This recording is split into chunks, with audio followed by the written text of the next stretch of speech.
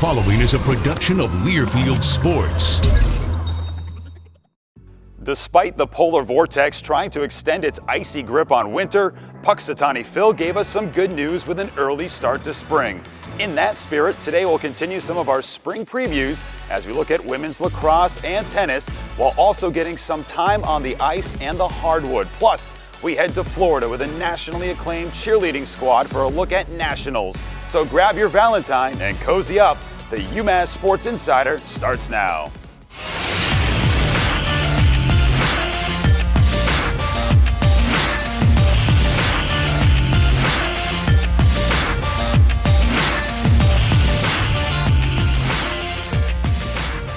Hello and welcome once again to UMass Sports Insider. My name's Jay Burnham. You might not be able to tell by the weather outside, but spring sports here on campus are getting started, and we'll dive into some of those on this week's show. But first, we'd like to cover hockey as the Minutemen continue their charge to the postseason. A big part of the Minutemen this season was the addition of a familiar face for head coach Greg Carvel. Leading scorer Jake Pritchard transferred in from St. Lawrence and has been a steadying force for the nationally ranked UMass Minutemen. UMass sets it up in front. Pritchard sneaks it. Sport of hockey, I think good Detroit Red Wings teams, and then in the late 90s, and I was born in 95. So I think my dad kind of got me into hockey just from that. I've always played the same way for the most part. I played a lot of roller hockey growing up. So roller hockey, the puck's kind of hard to handle. So you kind of learn good hands, good hockey sense, puck patience in that sport. Here's a bid tipped in front, they score. Pritchard. He's a first-class kid, and he really liked the culture that we had at St. Lawrence and my coaching style and what I view to be important and the importance of relationships. We wanted Pritch to be here to help us continue to build our culture. He's an excellent hockey player, and he's really helped this program elevate. I think I'm a skilled forward. I like to create offensive opportunities. Still play responsible defensively, something I'm working on still. But I definitely think the strongest point of my game is creating offense. Right in front, Pritchard scores! The guys who score are often the guys that you're asking to play a little harder defensively, be a little more responsible, and Pritch falls under that. His leadership is really important. You know, as we get into tough games and into playoff games, you really need your captains and leaders on your team to set the tone, to say the right things. As the season dwindles down here and we're going to be playing big games for position in playoffs and then hopefully moving on, he needs to be a guy that the room looks up to. I think with our power play, you have to respect Leno shooting the puck, you have to respect Kayla shooting the puck. I think when you have those guys that are drawing defenders to them, I play down low closer to the net, so I think that maybe I get some openings just from them, and that you definitely have to respect those guys when they're out there. I'm very lucky to play with those guys on that power play. I think they're all really good players, really bright careers in front of them, and obviously I'm very happy. Part of what's helped him come in here and adapt is that he went through some adversity the last couple of years. And I think for anybody, when you go through adversity, it helps you down the road somewhere. And I think we're being rewarded for it. I think he's very appreciative of what he has here at UMass, just the circumstances that he's been allowed to come in here and be an important player. And he doesn't take that for granted. When you have his skill, when you have his focus, and again, when you look at his specific circumstances, this was his last shot to have the kind of college hockey season that all kids dream of, and I'm really happy for him that he's having that experience. A running theme for head coach Greg Carvel's squad has been the importance of team culture. For Angela McMahon and the women's lacrosse program, that adage plays true as well. The Minutewomen have the second most wins nationally over the last 8 years. We stopped by practice and mic'd up Coach McMahon to get an inside perspective on just how the Minutewomen are preparing for the 2019 campaign. Good work, looking good, looking fast. Looking fast. Let's try to have a good balance between attacking from all different points. In the air, in the air. Settle, Kylie! Settle it!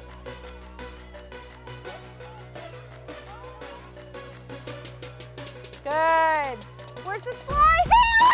Haley! You left her high and dry. But I'm gonna ask more of you. I'm gonna ask you to continue to work hard, and I'm gonna ask you to work smart. We wanna be working for the best play possible right now, and how we proceed through the rest of practice is gonna be really important for our minds, all right? We have to control our minds, we have to make good decisions with the ball, and rely on our teammates to do their jobs, all right? If everybody does their job, it should go smoother than if we're all just doing random rogue things. Roll it! Good! Great job. All right, switch ends. Sit! Yes, there you go. Allie, Allie, Allie, let's go. That was much better. I still think we can move the ball a little bit quicker. Let's make lots of good extra passes, some fakes, and we'll execute here, okay? Let's go. Who's gonna get it? Who's gonna get it? All right, bring it on. Bring it on, Em. Let's go. Bring that ball. Get it back, Emma. Get it back, Emma. All right, this side. Good. Great look. Goalie ball. That's a great look. Good. Yes, that's a great look. Good chase, Lauren. Good chase, Lauren. That's a good look right there. One more. Good, good. Much better, much better. In and out. Yes, Allie. Oh, that was a great idea. Good, yes. There you go, there you go. Play within the system. Let the ball do the work and make good decisions, okay? Just take the extra second. Dig in, dig in.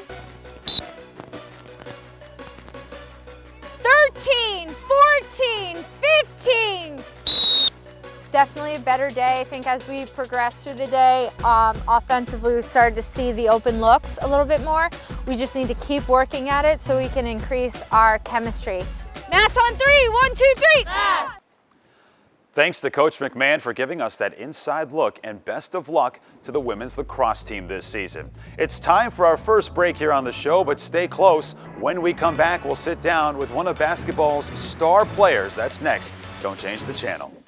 The Learfield Directors Cup, the highly recognized mark of distinction in college athletics across all divisions, both men's and women's sports. Follow your favorite team's pursuit for excellence in this prestigious annual award through thedirectorscup.com, USA Today, or at L Directors Cup on Twitter or Facebook. Learfield Directors Cup, the crowning achievement in college athletics since 1993.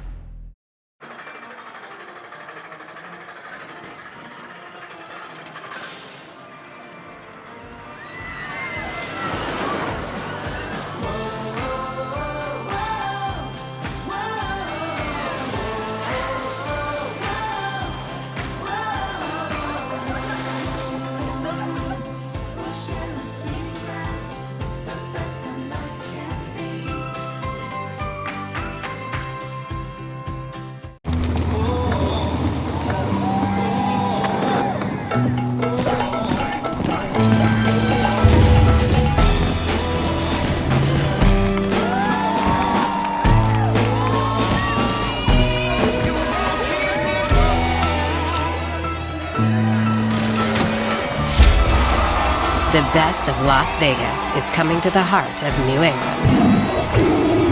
This is a first. This is the place where planets collide, where Pulitzer and Fulbright are full-time residents, where 28,000 brilliant young minds from 65 countries call home. This is the place that propels the state and lifts the world. UMass Amherst, this is the place. Welcome back to the UMass Insider Show. To have your name associated with Julius Erving and Marcus Camby is certainly something that all UMass basketball players aspire to achieve, and guard LaJuan Pipkins over the last 2 seasons has been able to do just that, solidifying himself as one of the top players in program history.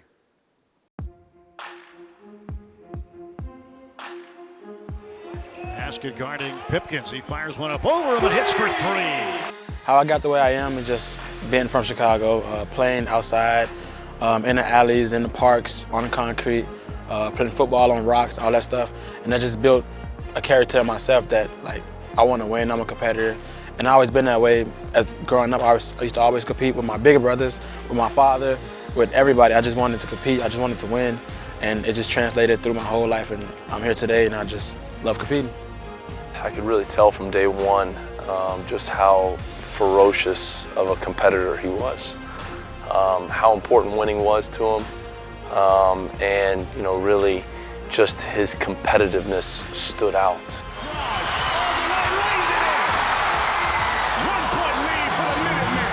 But I just came as just to play ball. I didn't think about scoring, I didn't think about losing or winning. I just wanted to play ball, And then as I got here, I started breaking records, and I'm like, oh, this is really possible. So, I'm just trying to keep doing that and just trying to keep winning more games.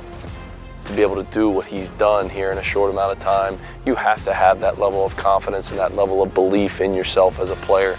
And I could see that in day one since I've been here. LaJuan's a guy that likes to bust chops off the floor, whether it's mine, whether it's teammates, it doesn't matter. He always keeps things light, which makes him, a special player. And, to see him, pass guys like Julius Erving, I think he's close to passing Marcus Camby as far as, one of the all-time scorers here. Now, if we could add, a high level of wins into that category for him, he'll go down as one of the best players to ever play here. There's a pull-up pop by Pipkins, good for 2. He's got 7. Coming here and noticing everyone who looks up to those guys in the rafters, just knowing that my name is next to one of their names, I don't care who it is, it just means a lot for me and for my family, for kids back home in Chicago, that if I can do it, then y'all can do it, so just do it. I think when LaJuan came to UMass, he was recruited probably as a 2 guard, as a scoring guard, but he's really developed and grown into that point guard role for us. And, for him to be able to lead the Atlantic 10 in assists with a guy that also had 44 in a game just goes to show you his development as a player over the last couple of years. On the court, I just try to get these guys to play as hard as McCall wants them to play. Like, if we play to the level of his intensity, that intensity he has, and we bring it every day on the court for him, we'll be a great program. And that's what I just try to get these guys to understand. Pipkins is currently among the top 20 all-time scorers in program history and among the top in several other categories as well. He's on pace to crack the top 10 in scoring this season as the Minutemen look to make a run at the tail end of the year. It's time for another quick break, but when we come back, we'll check in on the tennis team as their spring season is underway and then head down to sunny Florida with the cheerleading squad. We'll see you when we come back.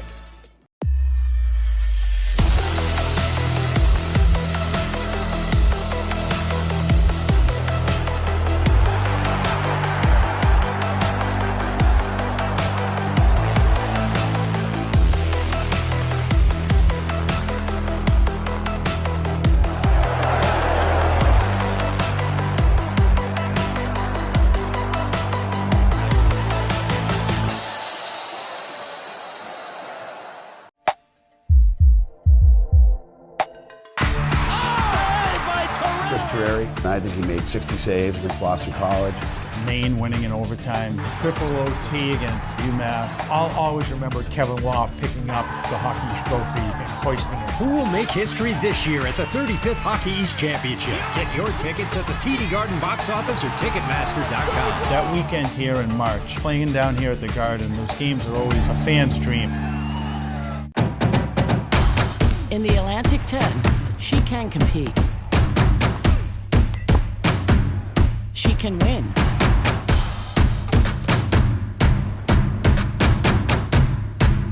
She can lead. And she can succeed. In the Atlantic 10, she can do it all.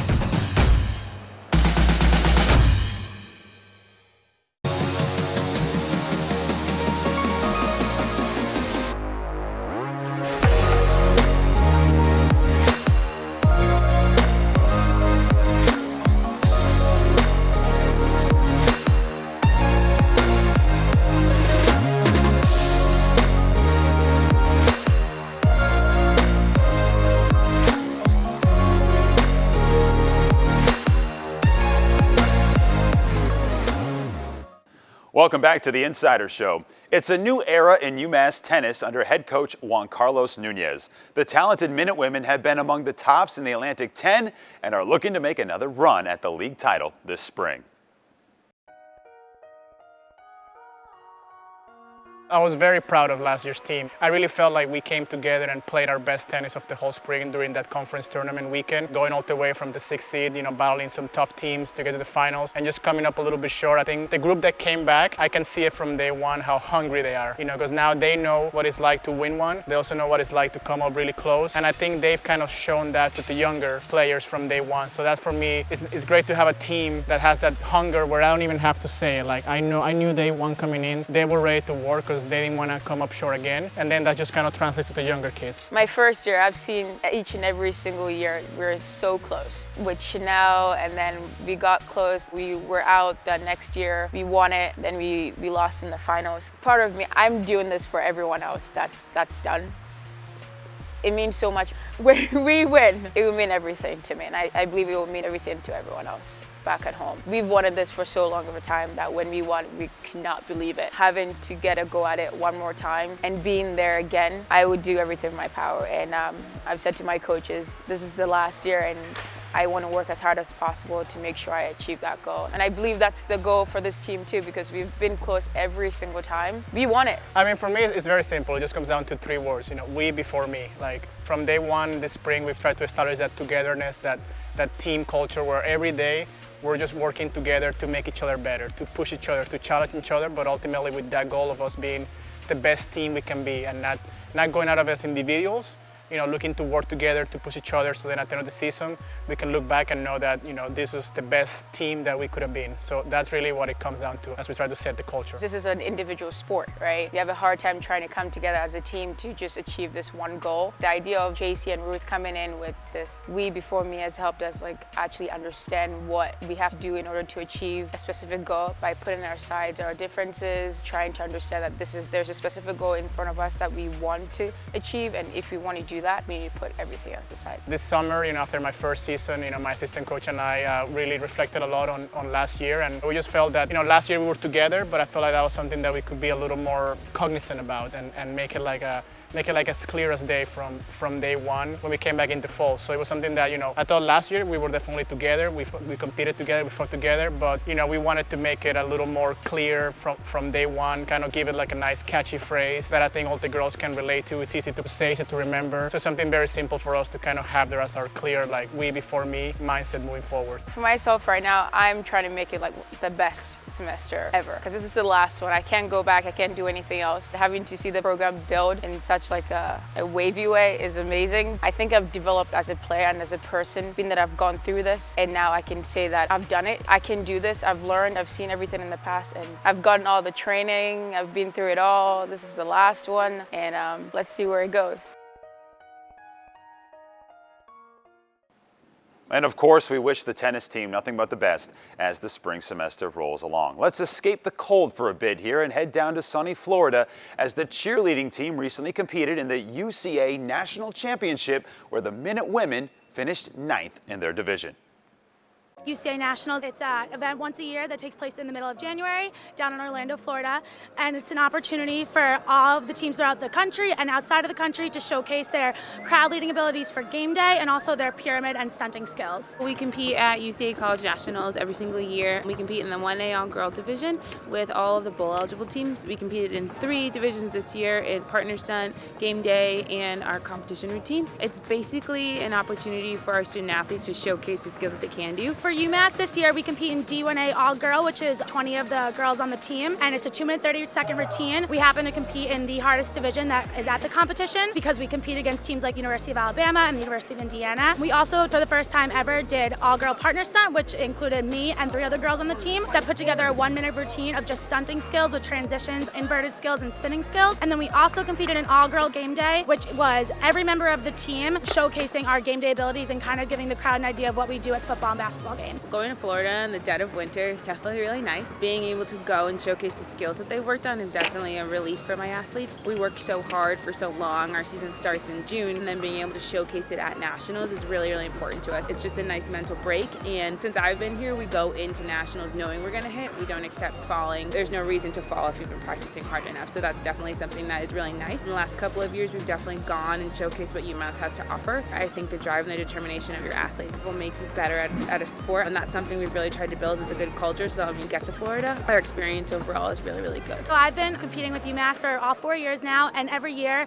it is one of the greatest experiences I've ever had. Every experience is different. They're never the same. The team is never the same, and the outcome is never the same, but I've always had the best time every year, and it's always something that really gets the team excited, and it's what we look forward to most. My first year when I came here, the team had never gone upside down before. They were shocked when I brought that up. So my first year was definitely a growing year. They had never done 2-a-days before I came here with a group of seniors that I had. And then last year we kind of got a lot better. We understood more what nationals were about. We didn't just go to go. The first couple years when the seniors that I have now are on the team, they kind of went and crossed their fingers of what would happen. And so kind of preaching to them like you can compete with the best of the best is very important in our program, and creating a culture of where you have your chin up and your shoulders back all the time and knowing that you're capable of doing the same skills as somebody from Alabama or UNLV. And so that's been something we've definitely preached, and it's helped my kids with their confidence but also their skill level. When you think you can, you definitely try a lot harder to do skills that are harder. My first year our skills varied from back handspring up and round off ups, and that was like a large accomplishment. Last year we did hand to hands, which is a handstand where you hold yourself upside down and they pop up through and catch the top. Last year was the first year we put a true sequence together and brought it to nationals for our stunt. And this year we had 3 stunt sections, which was a really big accomplishment for our program. Going to one leg and different flipping skills and things like that. But something that's really attributed to that is my kids' confidence level and their hard work. They've definitely learned to work a lot harder and push themselves past their comfort zone, which has helped our program grow tremendously.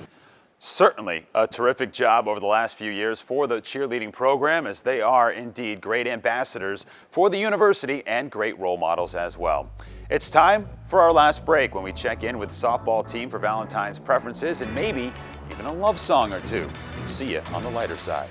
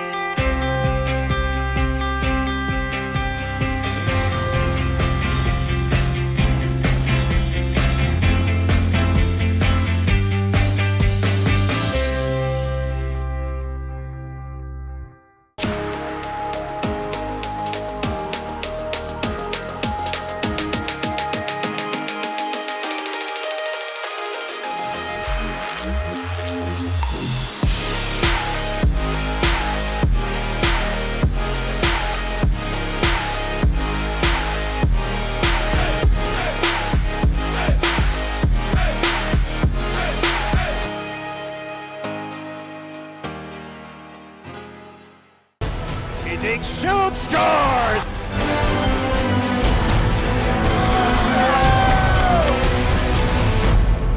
He dangles and shoots, he scores!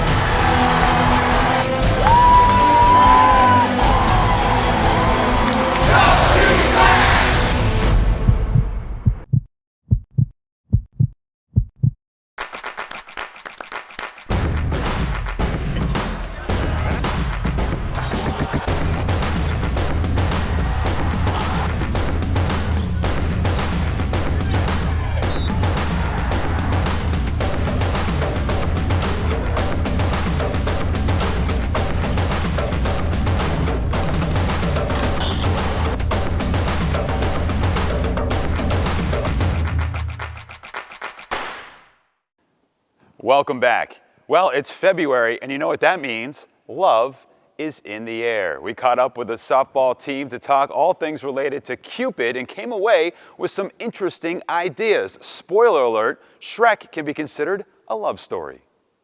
I would say The Notebook, because it's just romantic, and that's what Valentine's Day is. I like The Holiday because it's my favorite movie all year round, but especially for Valentine's Day because it's a love story. Shrek. Why? It's a love story. It's beautiful. The last song, it's a good cry if you need one, and usually that's most Valentine's Day, so that's a pretty good one. Well, dark chocolate's good for you. It's good for your memory. But I like milk chocolate the best, and white chocolate, I'm not a fan of. It's just like chocolate's chocolate. You can't make it white chocolate. I'm gonna go milk chocolate first because it's just classic, and then dark chocolate. Good, especially if you like put it in the freezer and it's cold. And then white chocolate, I don't know, I just feel like it's not so versatile, so that's last. Dark chocolate first, because it's not too sweet, then milk chocolate, then white chocolate. White chocolate isn't even real chocolate. Dark chocolate, I think it's the best, and it's keto friendly for anyone who's keto friendly. Then I do probably milk chocolate. It's real chocolate. White chocolate, it's okay, but wouldn't really consider it. Jacob. Edward's not attractive. Jacob. Because, I don't know, Edward is a vampire, and that's weird. No doubt, Team Jacob. I had a crush on him when I was younger, like, I still do. Taylor Lautner is a nice-looking man, so definitely Team Jacob. Oh, hashtag Team Jacob all the way. Also, I think back to Shark Boy and Lava Girl, so he was my crush as a little girl, so love him. Crazy Stupid Love. I don't know, I just like that movie. And the other two, I don't really see as love stories. Not Trainwreck. What song? A love song?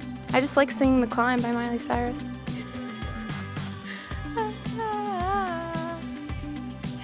It's the That's enough. Someone come sing a duet with me. I can't. I don't know. What's that song that's like, L is for the way you look at me. That's all I got. Oh, what is it? I don't know. Think of a classic. Oh, Toxic by Britney Spears. Definitely To Make You Feel My Love by Adele. I know you haven't made your mind up yet, but I would never do you wrong. Thank you. And I will always love you. I will always love you.